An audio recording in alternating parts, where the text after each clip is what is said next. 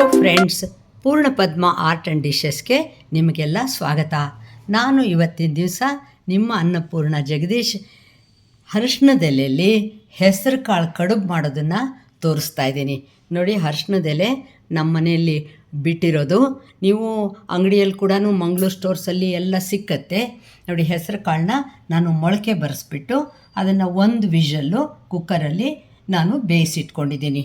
ನೋಡಿದ್ರಾ, ಅರಿಶಿಣದೆಲೆ ಹೆಸರು ಕಾಳು ಕಡುಬು ಮಾಡೋದನ್ನು ನಿಮಗೆ ಸುಲಭವಾಗಿ ಆರೋಗ್ಯದಾಯಕವಾಗಿರೋ ಒಂದು ಬ್ರೇಕ್ಫಾಸ್ಟ್ನ ತೋರಿಸ್ತಾ ಇದ್ದೀನಿ. ಇದಕ್ಕೆ ನಾನು ದಪ್ಪ ಮೆಣಸಿನ್ಕಾಯಿ ಸಣ್ಣಗೆ ಹೆಚ್ಚಿಟ್ಕೊಂಡಿದ್ದೀನಿ, ಈರುಳ್ಳಿ ಹೆಚ್ಚಿಟ್ಕೊಂಡಿದ್ದೀನಿ. ಮತ್ತು ನಾನು ಯಾವಾಗಲೂ ನಿಮ್ಗೆ ಹೇಳ್ತಾ ಇರ್ತೀನಿ, ಹಸಿಮೆಣಸಿನ್ಕಾಯಿ ಅಥವಾ ಹಣ್ಣು ಮೆಣಸಿನ್ಕಾಯ್ದು ನಾನು ಚಟ್ನಿ ಥರ ರೆಡಿ ಮಾಡಿ ಇಟ್ಕೊಂಡಿರ್ತೀನಿ. ಅದನ್ನೊಂದು ಸ್ವಲ್ಪ ಇಟ್ಕೊಂಡಿದ್ದೀನಿ. ಮತ್ತು ತೆಂಗಿನಕಾಯಿ ತುರಿದಿರೋದು, ಅರಿಶಿನ, ಕರಿಬೇವಿನ ಸೊಪ್ಪು ಮತ್ತು ರುಚಿಗೆ ತಕ್ಕಷ್ಟು ಉಪ್ಪು, ಒಗ್ಗರಣೆಗೆ ಹಾಕೋಕ್ಕೆ ಒಂಚೂರು ಇಂಗು. ನೋಡಿ, ಇಷ್ಟು ಸಾಮಗ್ರಿ ಇದ್ದರೆ ನೀವು ಹೆಸರು ಕಾಳು ಅರಿಶಿಣದೆಲೆ ಕಡುಬನ್ನ ಆರಾಮಾಗಿ ಸುಲಭವಾಗಿ ನೀವು ಮಾಡ್ಕೋಬೋದು. ಹೆಸರು ಕಾಳು ಮಾತ್ರ ಮೊಳಕೆ ಬರೆಸಿರೋದನ್ನು ನಾನು ಮೊದಲೇ ಒಂದು ವಿಷಲ್ ಹಾಕಿ ಬೇಯಿಸಿಟ್ಕೊಂಡಿದ್ದೀನಿ. ನೋಡಿ, ಒಂದು 2 ಸ್ಪೂನ್ನಷ್ಟು ನಾನು ಎಣ್ಣೆ ಕಾಯಕ್ಕಿಟ್ಟಿದ್ದೀನಿ. ಅದಕ್ಕೆ ಸಾಸಿವೆ ಹಾಕ್ತಾಯಿದ್ದೀನಿ, ಒಂಚೂರು ಅಜ್ವಾನ್ ಕೂಡ ಹಾಕ್ತಾಯಿದ್ದೀನಿ, ಮತ್ತು ಜೀರಿಗೆ ನೀವು ಎಲ್ಲ ಅಡುಗೆಗೂ ಬಳಸೋದ್ರಿಂದ ಅದೊಂಥರ ಅಸಿಡಿಟಿಗೆ ತುಂಬ ಅಂದರೆ ತುಂಬ ಒಳ್ಳೆಯದು. ಅದರಿಂದ ನೀವು ಸುಮ್ಮನೆ ಡೈರೆಕ್ಟಾಗಿ ತಿನ್ನಲ್ಲ ಅಲ್ವಾ, ಅದರಿಂದ ಹೀಗೆ ಮಾಡೋದ್ರಿಂದ ಎಲ್ಲರಿಗೂ ಮನೆಯವ್ರಿಗೆ ಜೀರಿಗೆನೂ ಹೊಟ್ಟೆಗೆ ಸೇರಿದಾಗ ಆಗುತ್ತೆ. ನೋಡಿ, ಈಗ ನಾನು ಖಾರ ಇಟ್ಕೊಂಡಿದ್ದೆ ಅಂತ ಹೇಳಿದ್ನಲ್ಲ, ಅದು ಹಣ್ಣು ಮೆಣಸಿನ್ಕಾಯ್ದು ನಾನು ಹಿಂದಿನ ವೀಡಿಯೋ ತೋರಿಸಿದ್ದೀನಿ, ನೀವು ನೋಡಿದರೆ ಗೊತ್ತಾಗತ್ತೆ. ನೋಡಿ, ಇದೆಲ್ಲ ಕಲ್ತ್ಕೊಳ್ಳೋ ಹಾಗೆ ಮಾಡಿಬಿಡಿ. ಈಗ ನಾನು ಕರಿಬೇವಿನ ಸೊಪ್ಪು ಹಾಕ್ತಾಯಿದ್ದೀನಿ ಮತ್ತು ಈರುಳ್ಳಿ ಹಾಕ್ತೀನಿ. ನೋಡಿ, ಹಾಕ್ಬಿಟ್ಟು ಇದೆಲ್ಲ ಸ್ವಲ್ಪ ಹಸಿ ವಾಸನೆ ಹೋಗುವಷ್ಟು ನಾನು ಹುರ್ಕೊಳ್ತಾ ಇದ್ದೀನಿ. ಅದನ್ನು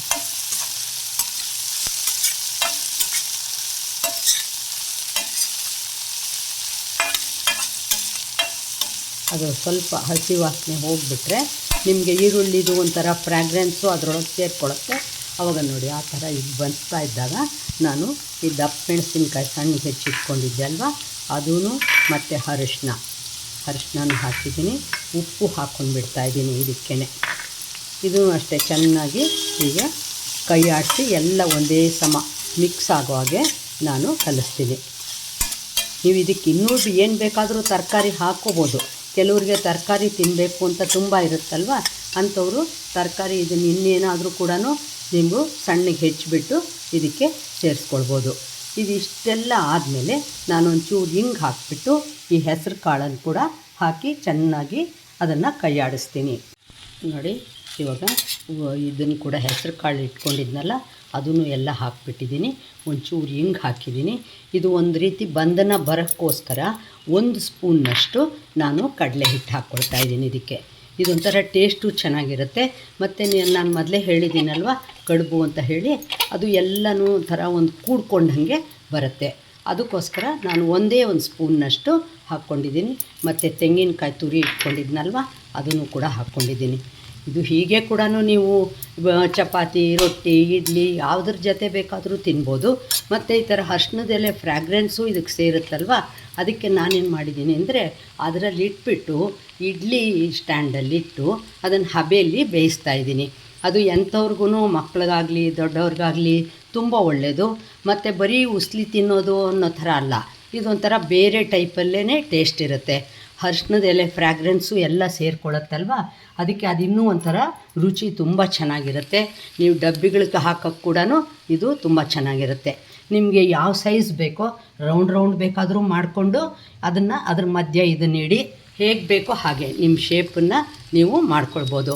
ಇದೊಂದು 5 ನಿಮಿಷ ಆರಕ್ಕೆ ಬಿಟ್ಬಿಡೋಣ ಅಂತ ಹೇಳ್ತಾಯಿದ್ದೀನಿ. ನೋಡಿ, ಈಗ ಅರಿಶಿಣದೆಲೆನ ಅದಕ್ಕೊಂಚೂರು ಎಣ್ಣೆ ಹಿಂಗೆ ಹಚ್ಕೊಂಡ್ಬಿಡಿ. ಅದರಿಂದ ಏನಾಗುತ್ತೆ, ಅದು ಮೆತ್ಕೊಳ್ಳೋದಿಲ್ಲ, ಆ ಥರ ಚೆನ್ನಾಗಿರುತ್ತೆ. ಮತ್ತು ಇದು ರೆಡಿ ಆಗಿದೆ ಅಲ್ವಾ. ನೋಡಿ, ಹೀಗೆ ಸ್ವಲ್ಪನೇ ಅದೊಂದು ಎಲೆ ನಾನು ಸಣ್ಣದು ಮಾಡ್ತಾಯಿದ್ದೀನಿ, ಅದಕ್ಕೆ ಸಣ್ಣದಾಗಿ ಇಟ್ಕೊಂಡಿದ್ದೀನಿ. ನೋಡಿ, ಈ ಥರ ನೀವು ಬರೀ ಹಿಂಗೆ ಉಂಡೆ ಮಾಡಿ ಕೂಡ ತೊಗರಿ ನುಚ್ಚಿನ ಉಂಡೆ ಅಂತ ಹೇಳ್ತಾರಲ್ಲ ಆ ಥರನೂ ರೆಡಿ ಮಾಡ್ಬೋದು. ಮತ್ತು ಈ ಹೆಸರು ಕಾಳು ಬೇಯಿಸೋದಕ್ಕೆ ನಾನು ಸಾರು ಮಾಡಿ ನೀರು ಹಾಕಿದ್ನಲ್ಲ, ಆ ನೀರಲ್ಲಿ ನಾನು ಸಾರು ಮಾಡಿದ್ದೀನಿ. ನೀವು ಆ ಸಾರಲ್ಲಿ ಕೂಡ ಈ ಉಂಡೆಗಳನ್ನು ನಿಧಾನವಾಗಿ ಹಾಕಿಬಿಟ್ಟು ಆ ಥರ ಹೆಸರು ಕಾಳ್ದು ಸಾಂಬಾರು ಅಂತ ಕೂಡ ನೀವು ಮಾಡ್ಬೋದು. ನೋಡಿ, ಈಗ ಇದನ್ನು ಇದೆಯಲ್ವ, ಈ ಉಂಡೆನ ಇದ್ರ ಮಧ್ಯೆ ಇಡ್ತಾಯಿದ್ದೀನಿ. ಇಟ್ಬಿಟ್ಟು ಕ್ಲೀನಾಗಿ ನೋಡಿ ಈ ಥರ ಹೀಗೆ ಶೇಪಲ್ಲಿ ಹೀಗೆ ಮಡಿಸ್ತಾ ಇದ್ದೀನಿ. ಇದು ನಿಮಗೆ ಕಾಣುತ್ತಲ್ವ, ಕಡುಬು ಶೇಪಲ್ಲಿ ಮಡಿಸ್ಬಿಟ್ಟು ಇದನ್ನು ಇಡ್ಲಿ ಸ್ಟ್ಯಾಂಡಲ್ಲಿ ಇಟ್ಬಿಟ್ಟು ನಾನು ಬೇಯಿಸ್ತೀನಿ. ಎಲ್ಲನೂ ನಿಧಾನವಾಗಿ ರೆಡಿ ಮಾಡ್ಕೊಂಬಿಟ್ರೆ ನೀವು ಒಂದು ನಿಮಿಷದಲ್ಲಿ ಅದೇನು ಒಂದು 5 ನಿಮಿಷ ಸಾಕು, ಹಬೆಯಲ್ಲಿ ಬೆಂದ್ಬಿಡುತ್ತೆ. ಅದರ ಮೇಲೆ ತುಪ್ಪ ಹಾಕ್ಕೊಂಡು ತಿಂದ್ರಂತೂ ತುಂಬ ಅಂದರೆ ತುಂಬ ರುಚಿಯಾಗಿರುತ್ತೆ. ಒಂಥರ ವೆರೈಟಿ ಬ್ರೇಕ್ಫಾಸ್ಟ್ ಕೂಡ ಆಗುತ್ತೆ ನಿಮಗೆ. ನೋಡಿ, ಈ ಥರ ಉಸ್ಲಿ ರೆಡಿಯಾಗಿದೆಯಲ್ವ. ಇದು ಮಾಮೂಲು ಉಸ್ಲಿ ನೀವು ಮಾಡ್ತೀರಲ್ಲ, ಅದಕ್ಕಿಂತ ಒಂಥರ ಟೇಸ್ಟು ಬೇರೆಯೇ ಚೆನ್ನಾಗಿರುತ್ತೆ. ಒಂಚೂರು ಕಡಲೆ ಹಿಟ್ಟು ಬೇರೆ ಹಾಕಿದ್ದೀನಲ್ವ. ನೋಡಿ, ಈ ಥರ ಅರ್ಶಿಣದ ಎಲೆಯಲ್ಲಿ ನಾನು ಅದ್ರ ಮಧ್ಯೆ ಇಟ್ಬಿಟ್ಟು ಒಂದು ಕುಕ್ಕರ್ ಪಾತ್ರೆಯಲ್ಲಿ ಇಟ್ಕೊಂಡಿದ್ದೀನಿ.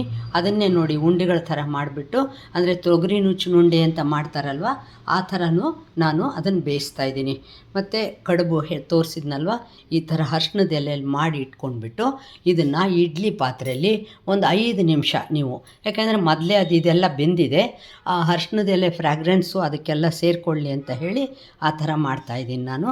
ನೋಡಿ, ಒಂದೇ ಡಿಶ್ಶು ಇದನ್ನು ನೀವು ಈ ಥರ ಬರೀ ಉಸ್ಲಿ ಥರನೂ ಮಾಡಿಬಿಟ್ಟು ಇದನ್ನು ನೀವು ಪಲ್ಯನ ಇದನ್ನು ನೀವು ರೊಟ್ಟಿ, ಇಡ್ಲಿ, ಚಪಾತಿ, ದೋಸೆ ಎಲ್ಲದ್ರ ಜೊತೆಯಲ್ಲೂ ತಿನ್ಬೋದು. ಅದಲ್ಲದೆ ಊಟದ ಜೊತೆಯಲ್ಲಿ ಕೂಡ ಅನ್ನಕ್ಕೆ ಕಲಿಸ್ಕೊಂಡು ತಿನ್ಬೋದು. ಮತ್ತು ಇದನ್ನು ಕಲಿಸ್ಬಿಟ್ಟು ಹೆಸರು ಕಾಳು ಭಾತ್ ಅಂತ ಕೂಡ ನೀವು ಸರ್ವ್ ಮಾಡ್ಬೋದು. ಮತ್ತು ತೊಗರಿ ನುಚ್ಚಿನ ಉಂಡೆ ಅನ್ನೋದ್ರ ಬದಲು ಹೆಸರು ಕಾಳು ಉಂಡೆ ಅಂತ ಮಾಡ್ಬೋದು.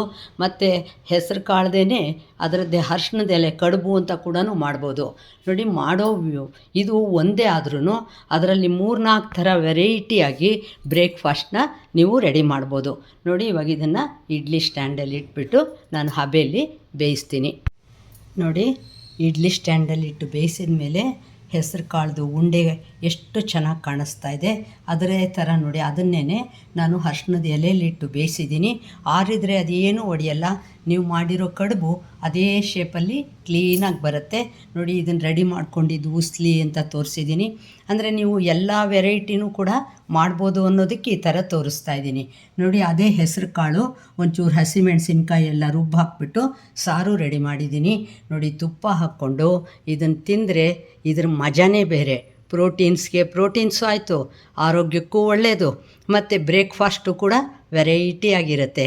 ಇನ್ನೂ ತನಕ ನನ್ನ ಚಾನಲ್ಗೆ ಸಬ್ಸ್ಕ್ರೈಬ್ ಮಾಡ್ಕೊಳ್ದೆ ಹೋದರೆ ಸಬ್ಸ್ಕ್ರೈಬ್ ಮಾಡ್ಕೊಳ್ಳಿ. ಲೈಕ್, ಶೇರ್, ಕಾಮೆಂಟ್ ಮಾಡೋದನ್ನು ಮರಿಬೇಡಿ. ಇದೇ ವಿಡಿಯೋನ ಇನ್ಸ್ಟಾಗ್ರಾಮ್ ಮತ್ತು ಫೇಸ್ಬುಕ್ಕಲ್ಲಿ ಕೂಡ ಅಪ್ಲೋಡ್ ಮಾಡ್ತೀನಿ, ಅಲ್ಲೂ ನೋಡಿ ಕಾಮೆಂಟ್ ಮಾಡಿ.